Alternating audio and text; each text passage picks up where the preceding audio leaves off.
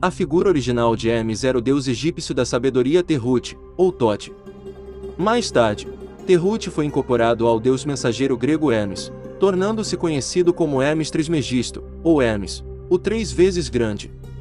Hermes Trismegisto foi colocado em praticamente cada ponto do espectro entre ser humano histórico e deus mítico imortal, e citado como contemporâneo, às vezes como professor, em alguns momentos identificado com Adão, Noé, Alexandre o Grande, Enoque, Apolônio de Tiana, e inclusive Moisés.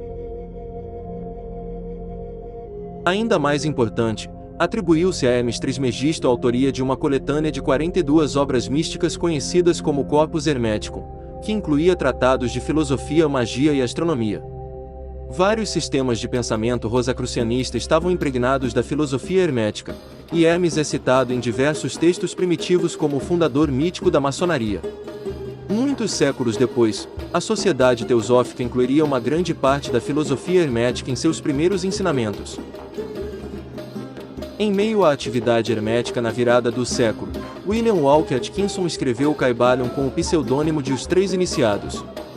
Embora muitos textos herméticos tenham sido escritos em forma de diálogo, o Kybalion organizou as ideias de Atkinson sobre a sabedoria de Hermes Trismegisto em 7 princípios concisos, cada qual com seu próprio axioma: mentalismo, correspondência, vibração, polaridade, ritmo, causa e efeito e gênero. Ainda que a Tábua de Esmeralda também tenha reduzido a filosofia hermética a uma série de breves axiomas, o Kybalion analisou seus pontos centrais, explicando e detalhando cada axioma, além de apresentar uma estrutura subjacente a cada um deles. O Kybalion criou um sistema oculto que, além de ser decididamente mental, era ao mesmo tempo moderno e democrático. Oferecia um caminho para a sabedoria que não mergulhava em algum complicado sistema de iniciação secreta, preso a uma cultura exótica, nem se mantinha oculto sob o manto de rituais complexos. Ao contrário, seu sistema era fortalecido pela ciência e psicologia, e podia ser explorado pela moeda comum dos pensamentos e desejos cotidianos de qualquer indivíduo. Foi do Antigo Egito que nos vieram os ensinamentos esotéricos e ocultistas fundamentais que, ao longo de milênios, têm influenciado tão prodigamente as filosofias de todas as raças, nações e povos. O Egito, a terra das pirâmides e da esfinge, foi a pátria da sabedoria secreta e dos ensinamentos místicos. Todas as nações receberam dele a doutrina secreta. A Índia, a Pérsia, a Média, a Caldeia, a China, o Japão, a Assíria, a antiga Grécia e Roma, e outros países antigos, aproveitaram-se fartamente da exorbitância de conhecimentos que os hierofantes e mestres da terra de Ísis ministravam tão generosamente aos que estivessem preparados para participar da profusão de preceitos místicos e ocultos que as mentes superiores dessas antigas terras haviam reunido. No Antigo Egito, viveram os grandes adeptos e mestres que nunca mais foram superados, e raras vezes foram igualados nos séculos que se passaram desde o tempo do grande Hermes. No Egito encontrava-se a maior das lojas dos místicos. Pelas portas dos seus templos entravam os neófitos que mais tarde, como hierofantes, adeptos e mestres, se espalharam pelos 4 cantos da terra, levando consigo o precioso conhecimento que possuíam, ansiosos e desejosos de ensiná-lo àqueles que estivessem preparados para recebê-lo. Todos os estudantes das ciências ocultas reconhecem a dívida que têm para com os veneráveis mestres desse antigo país. Contudo, entre esses grandes mestres do Antigo Egito, existiu um que eles proclamavam como o mestre dos mestres. Este homem, se aqui se tratava realmente de um homem, viveu no Egito na mais remota antiguidade. Era conhecido pelo nome de Hermes Trismegisto. Foi o pai da ciência oculta, o fundador da astrologia, e o descobridor da alquimia. Os 7 princípios em que se baseia toda a filosofia hermética são os seguintes. Primeiro, o princípio do mentalismo. Segundo, o princípio da correspondência. Terceiro, o princípio da vibração. Quarto, o princípio da polaridade. Quinto, o princípio do ritmo. Sexto, o princípio de causa e efeito. Sétimo, o princípio de gênero. Vejamos agora cada um deles. O princípio do mentalismo. O todo é mente, o universo é mental. Este princípio contém a verdade de que tudo é mente.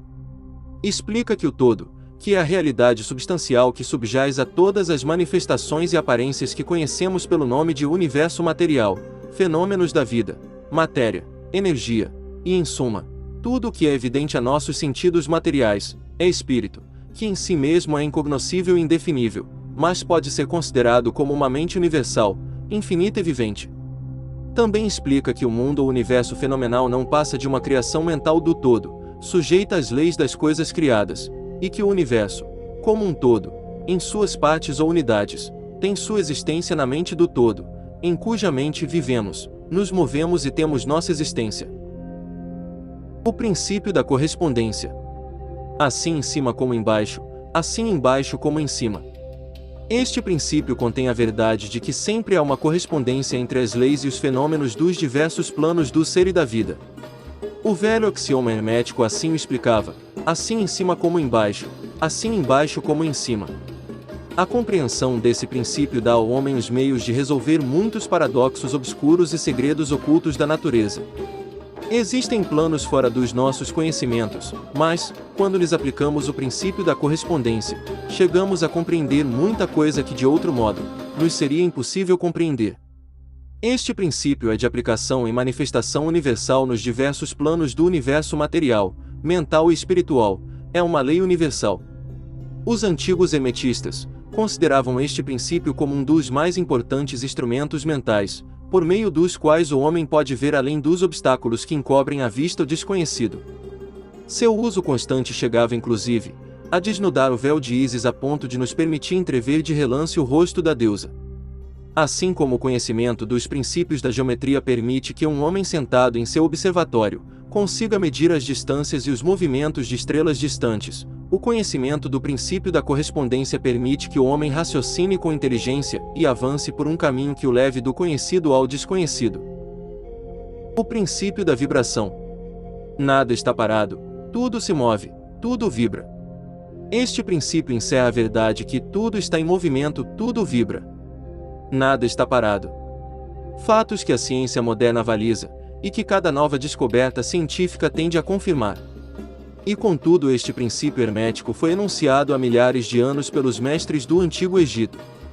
Este princípio explica que as diferenças entre as diversas manifestações de matéria, energia, mente e espírito, resultam em grande parte de índices variáveis de vibração. Desde o todo, que é puro espírito, até a forma mais grosseira da matéria, tudo está em vibração. Quanto mais alta a vibração, mais alta será sua posição na escala. A vibração do espírito é de uma intensidade e rapidez tão infinitas que praticamente ele está em estado de repouso, assim como uma roda que, por se mover muito rapidamente, parece estar parada.